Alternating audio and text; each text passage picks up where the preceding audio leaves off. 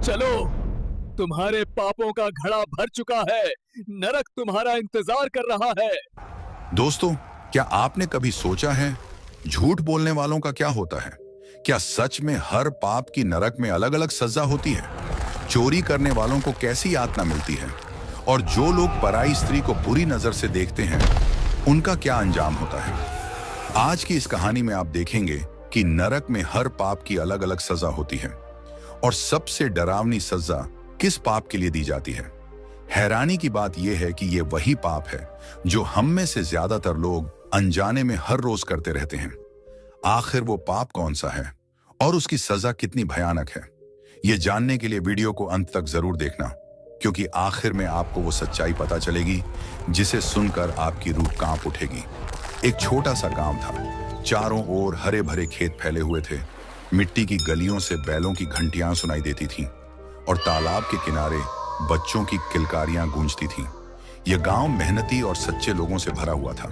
हर कोई अपने काम और ईमानदारी से पहचाना जाता था। लेकिन इन्हीं सच्चे लोगों के बीच एक इंसान ऐसा भी था जो इस माहौल से बिल्कुल अलग था। उसका नाम था हरिनाथ। गांव वाले उसे मजाक में झूठा हरि कहते थे। वजह साफ थी, हरिनाथ को झूठ बोलने की ऐसी आदत पड़ गई थी कि सच बोलना उसके लिए नामुमकिन हो गया था। वह दिन भर इधर उधर घूमता और हर किसी से झूठ बोलता।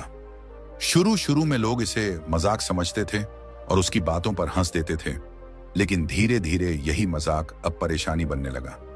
एक दिन की बात है, हरिनाथ गांव के बाजार में पहुंचा। सब्जी वाले के ठेले पर खीरे और टमाटर चमचमा रहे थे। सब्जी वाला उसे देखते ही मुस्कुरा उठा और बोला, अरे हरिनाथ भाई, कल मेले में आपको देखा था, बड़े मजे से जलेबी खा रहे थे आप। हरिनाथ ने चेहरे पर झूठी गंभीरता लाते हुए बोला, अरे नहीं भाई, मैं तो कल खेत में हल चला रहा था, सुबह से शाम तक पसीना बहाता रहा। तुमने किसी और को देख लिया होगा। सब्जी वाला चुप हो गया, लेकिन बाकी गांव वाले जो पास खड़े थे उनमें से एक आदमी ने धीरे से कहा, लो, फिर झूठ बोल दिया इसने। हम सब तो मेले में साथ थे और साफ देखा था हरिनाथ को, पूरा हाथ जलेबी की थाली में डालकर खा रहा था। बच्चे खिलखिलाकर हंसने लगे, लेकिन हरिनाथ पर इसका कोई असर नहीं हुआ। वह हंसते हुए अपनी राह चलता बना, मानो कुछ हुआ ही ना हो। कुछ दिन बाद गांव के चौपाल पर सब लोग बैठे थे।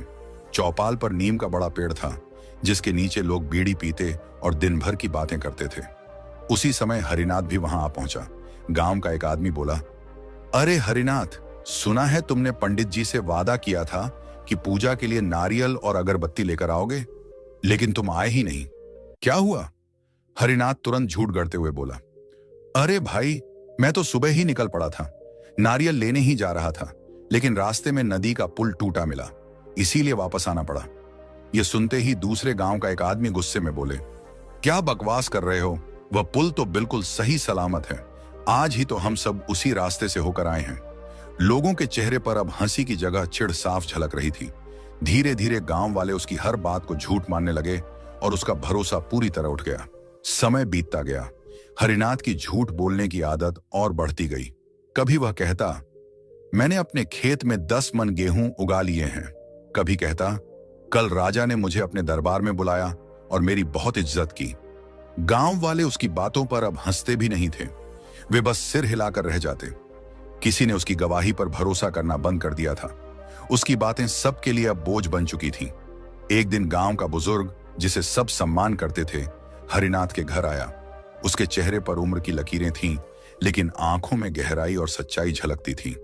वह अंदर आया और बोला, बेटा, मैं तुझसे कुछ कहना चाहता हूं, बैठ जा। हरिनाथ हंसते हुए बैठ गया। उसके चेहरे पर वही बनावटी मुस्कान थी। बुजुर्ग गंभीर आवाज में बोला, बेटा, इंसान की पहचान उसके सच और ईमानदारी से होती है। झूठ बोलकर तू शायद आज हंसी का पात्र बन रहा है, लेकिन कल यही झूठ तुझे बर्बादी की ओर ले जाएगा। झूठ का फल हमेशा कड़वा होता है। याद रख, झूठ बोलने वाला इंसान न खुद चैन से जी पाता है, न दूसरों को। अपनी जिंदगी यूं मत बर्बाद कर। हरिनाथ मुस्कुराया और बेफिक्री से बोला, अरे बाबा, आप तो व्यर्थ चिंता करते हो। मैंने झूठ बोलकर किसका नुकसान किया है? लोग सुनते हैं, हंसते हैं और भूल जाते हैं। ये तो बस एक आदत है। मेरी जान पर कोई आफत थोड़े ही आने वाली है। बुजुर्ग ने गहरी सांस ली और सिर हिलाते हुए बोला, बेटा, आदतें ही इंसान को बनाती और बिगाड़ती हैं।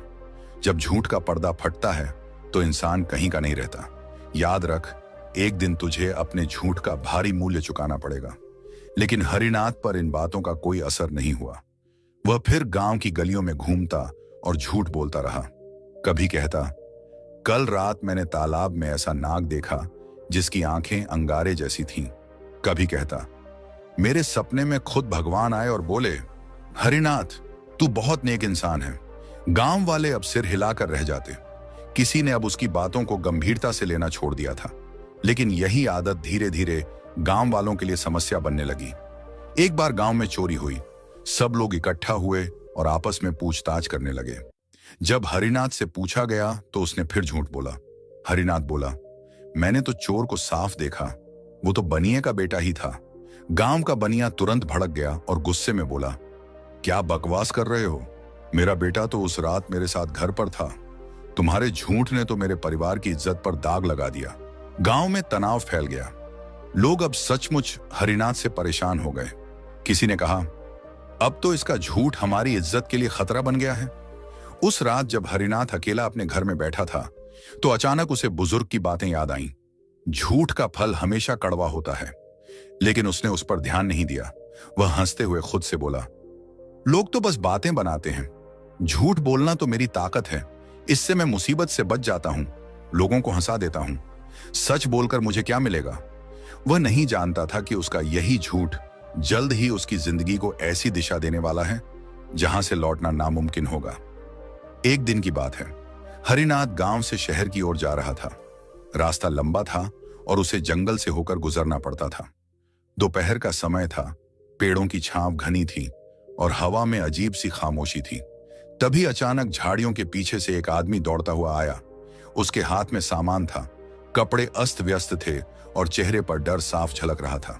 वह सीधा हरिनाथ के पास पहुंचा और हांफते हुए बोला, भाई मेरी मदद करो, मेरे पीछे सैनिक लगे हैं। मैंने थोड़ी देर पहले चोरी की है। अगर उन्होंने मुझे पकड़ लिया तो मेरी जान ले लेंगे। मैं इस पेड़ के पीछे छिपता हूं। जब वो लोग तुमसे पूछें तो कहना यहां कोई नहीं आया।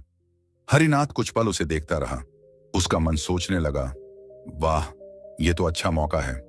अगर मैंने इसे छिपा लिया और सैनिकों से झूठ बोल दिया तो ये मेरी जान तक का एहसान मानेगा। उसने तुरंत हामी भर दी। हरिनाथ बोला, हाँ हाँ तू छिप जा, मैं सब संभाल लूंगा, कोई तुझे छू भी नहीं पाएगा।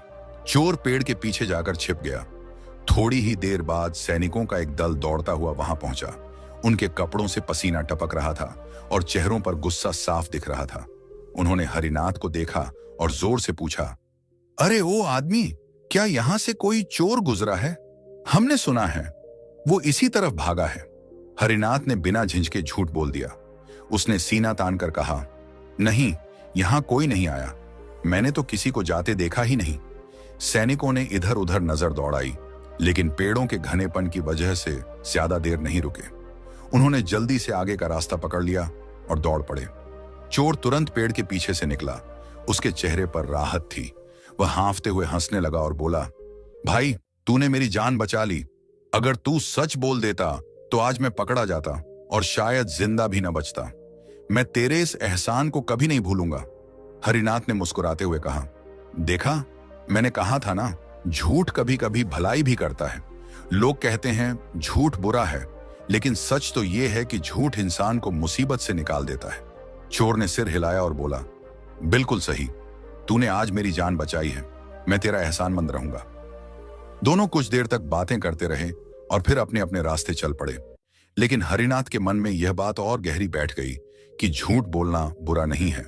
उसने सोचा, अब मैं और भी बेधड़क होकर झूठ बोल सकता हूं। अगर झूठ से किसी की मदद हो सकती है तो इसमें बुराई ही क्या है। गांव लौटने के बाद उसने इस घटना को और भी रंग रूप देकर सबको सुनाना शुरू किया। वह चौपाल पर बैठकर शेखी बघाड़ते हुए बोला, अरे भैयों, कल तो बड़ा मजेदार किस्सा हुआ। जंगल में सैनिक दौड़े दौड़े आए और मुझसे पूछने लगे, क्या चोर भागा है? मैंने कहा, नहीं देखा, और चोर को मैंने बचा लिया। वो तो मेरे पैरों में गिर पड़ा। बोला, भाई तू तो देवता है। गांव वाले एक दूसरे को देखने लगे। किसी ने हंसते हुए कहा, अरे रहने दे हरिनाथ, तू हमेशा कहानियां गढ़ता है, पता नहीं सच बोल रहा है या फिर हमेशा की तरह झूठ? हरिनाथ जोर जोर से हंसते हुए बोला, मानो या न मानो, लेकिन यह सच है। देखना, एक दिन सबको साबित करके दिखाऊंगा कि झूठ ही इंसान की सबसे बड़ी ताकत है। गांव के बुजुर्ग जो पास खड़े थे ने गुस्से में कहा, बेटा, तू समझता क्यों नहीं? आज तूने एक चोर को बचाया है। तुझे लगता है कि तूने भलाई की है, लेकिन कल को वही चोर किसी और का घर लूटेगा। उस पाप का हिस्सा भी तेरे सिर पर आएगा। याद रख, झूठ से कभी सच भलाई नहीं होती। हरिनाथ ने बुजुर्ग की बात को फिर से हंसकर टाल दिया। उसने ताना मारते हुए कहा, आप तो हर बात में प्रवचन देने लगते हैं। जरा दुनिया देखिए, बिना झूठ के कोई काम चलता है क्या? गांव वाले चुप हो गए, लेकिन उनके मन में हरिनाथ के लिए नाराजगी और बढ़ गई। उस दिन से हरिनाथ का आत्मविश्वास और बढ़ गया। अब वह न सिर्फ रोजमर्रा की छोटी बातों में झूठ बोलता, बल्कि गलत कामों में भी लोगों को बरगलाने लगा। किसी से कहता, मैंने राजा के सिपाही से दोस्ती कर ली है, मेरे सामने कोई कुछ नहीं कर सकता। तो किसी से कहता, मैं मंदिर के पुजारी से मिला था, उन्होंने कहा है कि मैं बहुत पुण्यात्मा हूं। लोग उसकी इन बातों से और भी परेशान होने लगे। धीरे धीरे गांव वाले उसके खिलाफ हो गए। अब कोई उसके पास बैठना नहीं चाहता था। बच्चे भी उसे चिढ़ाने लगे, देखो देखो, झूठा हरि आ रहा है। हरिनाथ हंसकर सब सह लेता, लेकिन उसके मन में यह अहंकार बैठ गया, लोग मुझे चाहे जो कहें, मैं तो झूठ से ही जीतता हूं। सच बोलकर किसे कुछ मिला है? वह नहीं जानता था कि उसका यही झूठ आगे चलकर उसकी बर्बादी की सबसे बड़ी वजह बनने वाला है। समय धीरे धीरे बीत रहा था, लेकिन किस्मत ने उसके लिए एक और मोड़ तैयार कर रखा था। वही चोर जिसे उसने जंगल में सैनिकों से बचाया था, अब गांव में वापस आ गया। इस बार उसने गांव के मंदिर को निशाना बनाया। रात का समय था, गांव के लोग अपने अपने घरों में सोए थे, लेकिन मंदिर में चोरी की खतर-पटर सुनकर कुछ गांव वाले जाग गए। उन्होंने देखा कि कोई आदमी मंदिर का ताला तोड़कर अंदर घुसा हुआ है। शोर मचाने पर सैनिकों की टोली तुरंत आ पहुंची और चोर को रंगे हाथ पकड़ लिया। सैनिकों ने चोर को बांधकर राजा के दरबार में पेश किया। दरबार में राजा का चेहरा कड़क और आंखों में गुस्सा था। उसने चोर को घूरते हुए कहा, हे अपराधी, तू कौन है और किसने तुझे इतनी हिम्मत दी कि हमारे गांव के मंदिर को लूटने आया? चोर कांपते हुए बोला, महाराज, मैं तो एक छोटा चोर हूं, लेकिन सच्चाई यह है कि पिछली बार जब मैं चोरी करके भागा था तो आपके सैनिक मुझे पकड़ने वाले थे। तभी गांव के एक आदमी ने मुझे बचा लिया। अगर उसने मुझे छिपाया ना होता तो मैं कब का पकड़ा जाता। राजा ने भौहें चढ़ाई और पूछा, कौन था वो आदमी? उसका नाम बता। चोर ने डरते हुए इशारा किया और बोला, महाराज, वो आदमी यही गांव का है। उसका नाम हरिनाथ है। उसने ही मुझे पेड़ के पीछे छिपाया था और सैनिकों से कहा था कि कोई चोर यहां से नहीं गया। दरबार में सन्नाटा छा गया। सबकी नजरें हरिनाथ की ओर घूम गईं। सैनिकों ने तुरंत हरिनाथ को भी पकड़कर राजा के सामने ला खड़ा किया। राजा की आवाज गूंजी, हरिनाथ, क्या यह सच है?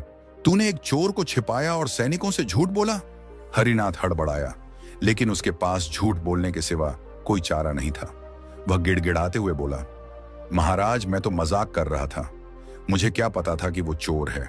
उसने मुझसे मदद मांगी तो मैंने सोचकर कह दिया कि इधर कोई नहीं आया। ये मेरी गलती नहीं थी। राजा क्रोध में बोला, मूर्ख, मजाक में मंदिर लुट जाते हैं, मजाक में अपराधी बच जाते हैं। तू सोचता है कि झूठ बोलकर हर बार बच जाएगा? तेरा झूठ आज तेरे गले का फंदा बनेगा। गांव वाले भी दरबार में खड़े थे। कोई बुदबुदाया, देखा, हमने कहा था ना, झूठ का फल हमेशा कड़वा होता है। हरिनाथ रोते हुए बोला, महाराज, मुझे माफ कर दीजिए।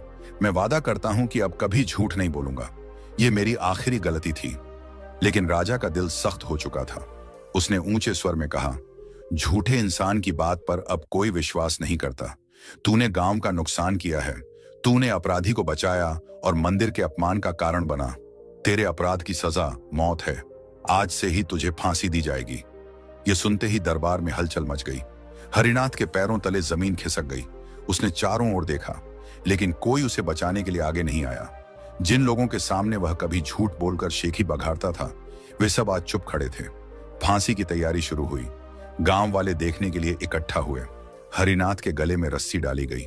उसके होंठ कांप रहे थे और आंखों के सामने उसकी सारी जिंदगी घूम रही थी।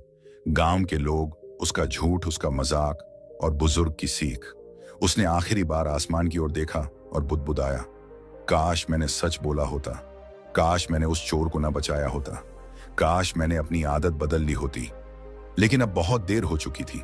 पल भर में तख्त खिसका और उसका शरीर हवा में झूल गया। गांव वालों ने सिर झुका लिया। कोई अफसोस कर रहा था तो कोई कह रहा था, झूठे का यही अंजाम होना चाहिए। हरिनाथ का जीवन वहीं खत्म हो गया, लेकिन उसकी आत्मा की यात्रा अब शुरू होने वाली थी, क्योंकि उसके झूठ और पापों का हिसाब अभी बाकी था। लेकिन वहां जहां इंसानी आंखें नहीं देख सकती, एक और दृश्य शुरू हो चुका था। हरिनाथ की आत्मा कांपती हुई शरीर से अलग हुई। जैसे ही उसने चारों ओर देखा, उसके सामने दो विशालकाय आकृतियां प्रकट हुईं।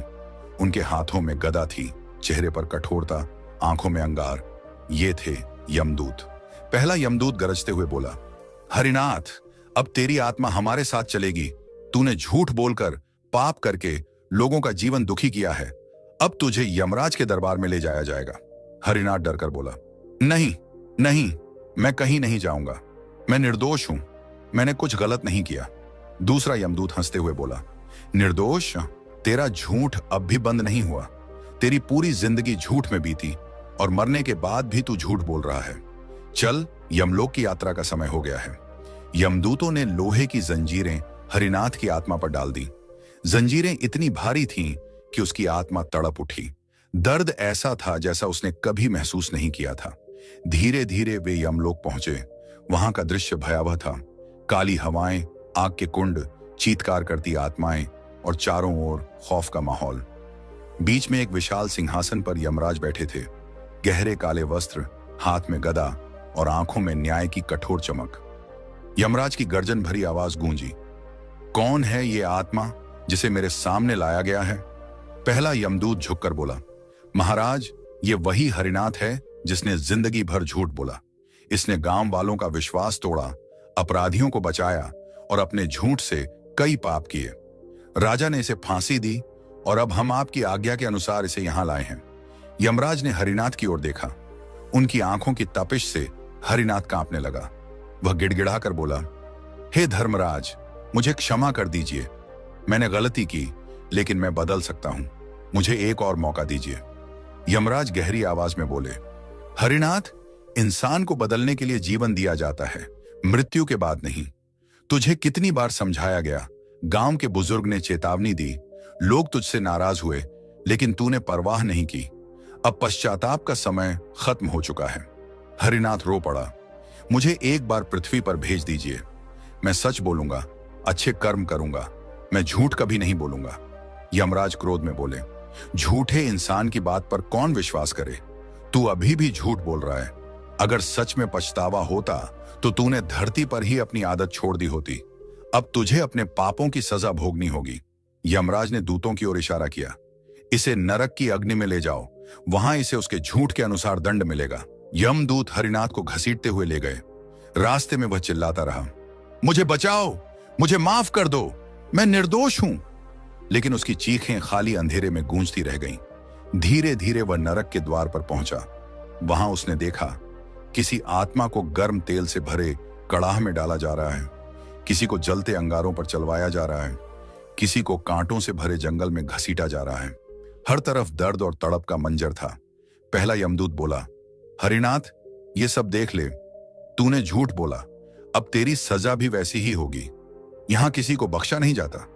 हरिनाथ की आत्मा चीख उठी, नहीं, मैं ये सब नहीं सह पाऊंगा, मुझे छोड़ दो। लेकिन उसकी दया की पुकार किसी ने नहीं सुनी। अब उसे नरक का असली चेहरा देखना था। हरिनाथ को यमदूत घसीटते हुए अग्नि के कुंड तक ले गए।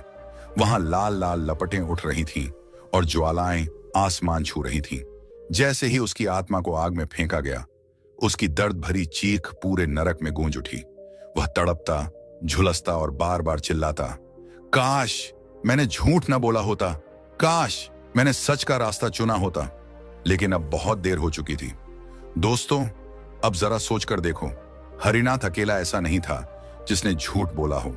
हम सब अपनी जिंदगी में कहीं ना कहीं सच छुपाते हैं, झूठ बोलते हैं। लेकिन याद रखो, मृत्यु के बाद सबका हिसाब होता है। नरक में हर पाप की अपनी अलग सजा है और कोई भी बच नहीं सकता। झूठ बोलने वालों को वो अग्नि कुंड मिलता है जिसमें हर पल आत्मा जलती और तड़पती रहती है। वहां से बाहर आने की कोई राह नहीं होती। जितना बड़ा झूठ उतनी भयानक अग्नि। चोरी करने वालों के लिए गर्म लोहे के हथियार और जलते हुए तेल से भरे कड़ाह रखे जाते हैं। उनकी आत्मा को बार बार उसमें डाला जाता है और बार बार निकाला जाता है ताकि उन्हें याद रहे कि उन्होंने दूसरों का हक छीना था। जो पराई स्त्री को बुरी नजर से देखते हैं या गलत संबंध बनाने का प्रयास करते हैं, उन्हें कांटों और तेज धार वाले जंगल में नग्न घसीटा जाता है। हर कदम पर शरीर चीर दिया जाता है और फिर भी आत्मा को मरने का सुख नहीं मिलता। यह पाप इतना घिनौना है कि यमराज भी कठोर दंड देते हैं। जो लोग दूसरों का हक छीनते हैं, जमीन हड़पते हैं, अनाथों और गरीबों से धोखा करते हैं, उन्हें लोहे की जंजीरों से बांधकर पिघले हुए तांबे में डुबाया जाता है। उनकी आत्मा बार बार जलती है, फिर भी मौत नहीं आती। अपने स्वार्थ के लिए दूसरों को दुख देने वाले, चाहे परिवार हो, पड़ोसी हो या कोई अजनबी, उन्हें जहर भरे सांपों और बिच्छुओं से भरे गड्ढे में डाला जाता है। हर पल डसने का दर्द उन्हें उस पीड़ा का एहसास दिलाता है जो उन्होंने अपने स्वार्थ से दूसरों को दी थी। और जो लोग माता पिता का अपमान करते हैं, बुजुर्गों की अवहेलना करते हैं, उन्हें यमलोक में लंबे लंबे बर्फीले पहाड़ों पर नग्न खड़ा किया जाता है। ठंड से उनकी आत्मा कांपती रहती है, पर कहीं भी आश्रय नहीं मिलता। दोस्तों, ये सब सुनने में डरावना लगता है, लेकिन यही सच्चाई है। नरक कोई कहानी नहीं है, ये पापों का न्यायालय है। धरती पर हम जो बोते हैं, यमलोक में वही काटते हैं। इसलिए अब भी समय है। झूठ छोड़ो, चोरी मत करो, पराई स्त्रियों का सम्मान करो, दूसरों का हक मत छीनो और कभी भी किसी को अपने स्वार्थ के लिए मत दुख दो। सच बोलो, धर्म का पालन करो और भलाई का रास्ता चुनो। तभी हम नरक की इन भयानक यातनाओं से बच सकते हैं। दोस्तों, अगर यह जानकारी आपको अच्छी लगी हो तो सच्चे दिल से हर हर महादेव लिख दे। लाइक करो वीडियो को और वीडियो को सभी लोगों तक पहुंचा दो ताकि सभी लोग अच्छे कर्म करें। जय श्री कृष्णा।